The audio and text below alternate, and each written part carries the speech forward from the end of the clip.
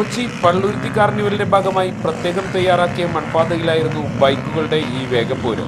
Beginners, സ്നോവേഴ്സ്, Indian open, Indian expert എന്നീ 4 വിഭാഗങ്ങളിലായിരുന്നു മത്സരം.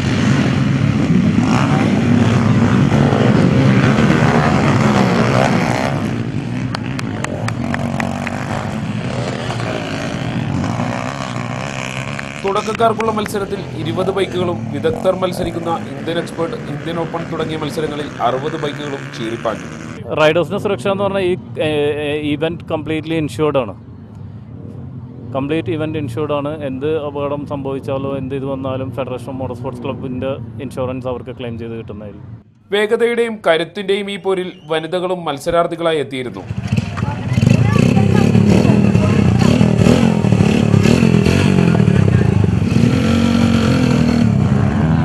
ബൈക്കൊക്കെ ഓടിക്കാൻ നേരത്തെ എല്ലാവരും ഒക്കെ പറയും എന്തിനാ പെൺകുട്ടികൾ ബൈക്ക് ഓടിക്കേണ്ടെന്നൊക്കെ. പക്ഷേ ഇയാളേക്ക് എന്തായാലും ചെയ്യണം, ഓടിക്കണം എന്നൊക്കെ. പിന്നെ ബൈക്സൊക്കെ ഓടിക്കാൻ തുടങ്ങിക്കഴിഞ്ഞപ്പോൾ റേസിനോടൊക്കെ നോർമലി ഒരു ഇഷ്ടം ഉണ്ടാവുമല്ലോ. റേസ്, സ്റ്റൺസ്, അതൊക്കെ ബൈക്കിനോട് ഭയങ്കര ഇഷ്ടമാണ്.